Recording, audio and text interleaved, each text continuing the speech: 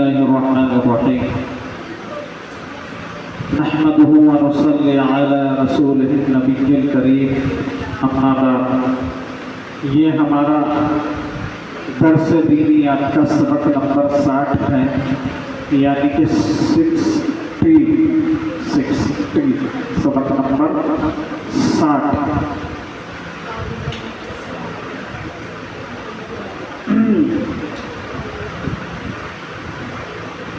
جب ہم سے کوئی رخصت ہوتا ہے تو اس کی بھی سنتیں ہیں، اس کا بھی حضور صلی اللہ علیہ وسلم کی زندگی سے طریقہ ملتا ہے کہ رخصت کرنے والے کو کیسے رخصت کرے۔ سواری کو سوچ رہے تھے نا، اب سوار ہمیں رخصت کرے گا، اس لیے یہ ترتیب بھی ہے۔ اس سے پہلے سواری کا بیان پڑھ چکے ہیں، سبق پڑھ چکے ہیں۔ تو رخصت کرنے والے کو کیا دعا ہے؟ رخصت کرنے والے کو یہ دعا ہے، فی امان اللہ، فی امان اللہ، اللہ آپ کو اپنی حفاظت میں رکھے۔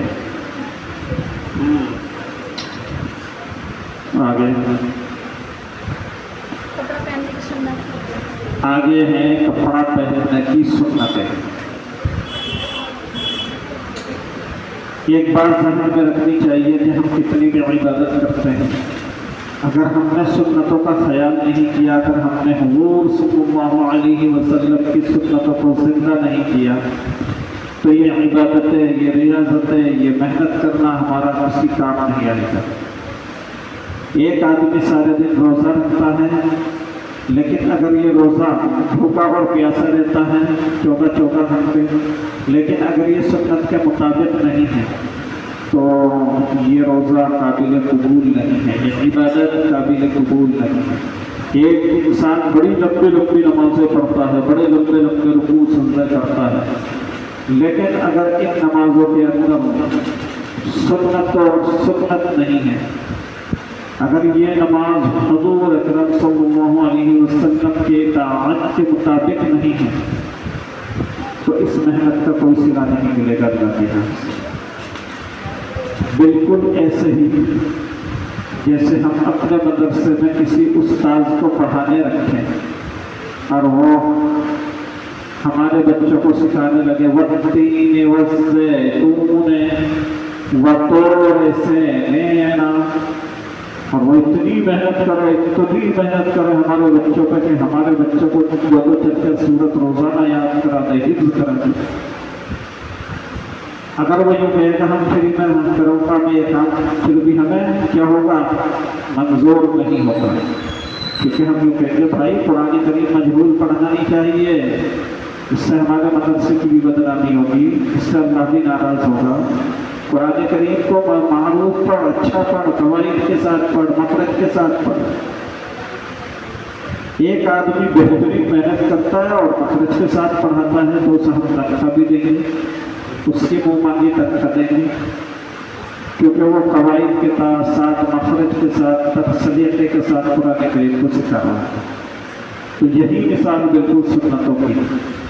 اگر ہم عبادت بھی کرتے ہیں لیکن سنت کے ساتھ کرتے ہیں تو اس کی اللہ کے یہاں بہت اہمیت ہے۔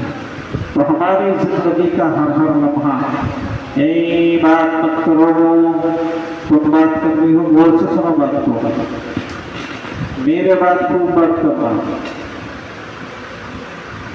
ہماری زندگی کا ایک لمحہ سنت سے بھرا ہونا چاہیے، جبھی حضور صلی اللہ علیہ وسلم قیامت کے دن ہمیں پہچان کر کے آب کوثر پلائیں گے، اور آب کوثر پینے والا جنت میں ضرور جائے گا۔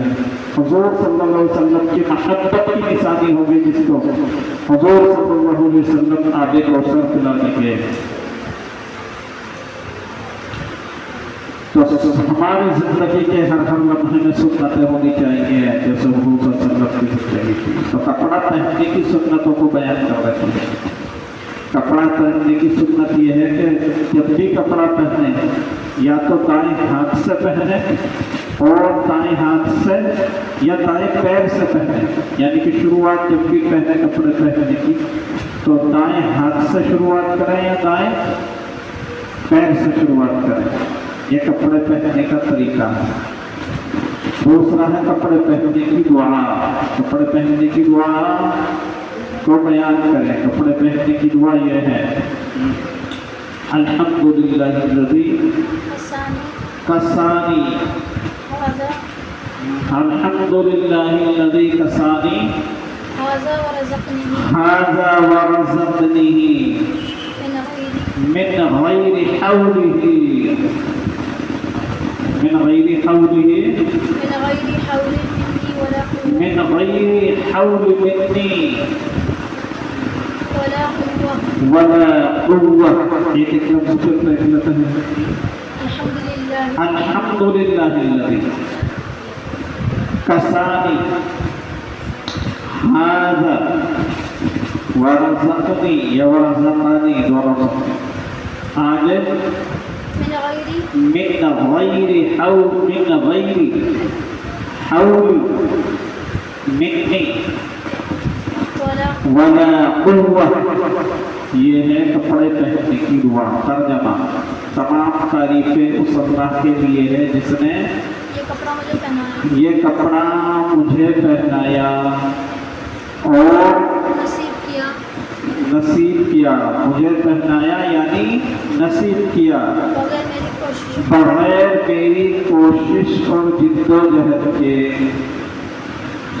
اور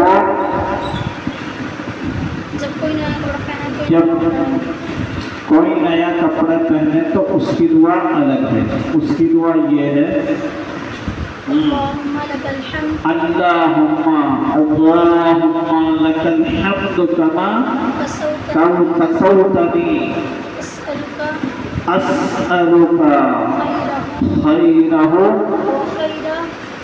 وخیر ما سمع لہ وأعوذ بك من شره وشر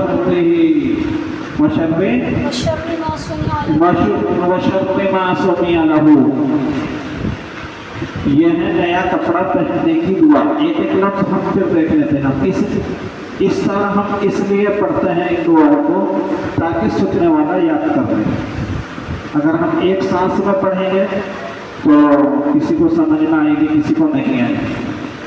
ایک بار پھر دیکھتے ہیں نیا کپڑا پہننے کی دعا، جو کپڑا نیا پہلی بار پہنے اس کو پہننے کی دعا۔ اللہم لک الحمد کما کسوتنی اسألک خیرہ وخیر ما سمع لہ وأعوذ بک من شرہ وشر ما سمع لہ۔ ترجمہ، اے اللہ تیرے ہی لیے سب تمام تعریفیں، یہ سب تعریفیں ہیں جیسے کہ مجھے تو نے یہ کپڑا پہنایا تو جس سے اس کی بھلائی کا سوال کرتا ہوں، جس کے لیے بنایا گیا، اور میں تیری پناہ چاہتا ہوں اس کی ہر برائی سے، اس چیز کی برائی سے جس کے لیے بنایا گیا ہے۔ دیکھو دعائیں پڑھنے سے یہ فائدہ ہے، دعائیں کرنے سے یہ فائدہ ہے کہ کتنی اچھی دعا ہے کہ ہم نیا کپڑا پہنیں گے تو اس میں جو شر آنے والی ہے، اس میں جو مصیبت آنے والی ہے، اللہ سے ہم نے اس کی بھی حفاظت مانگی ہے۔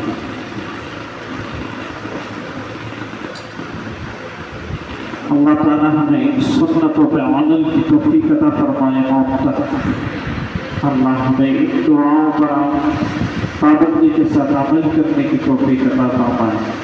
وآخر دعوانا الحمد للہ رب العالمین۔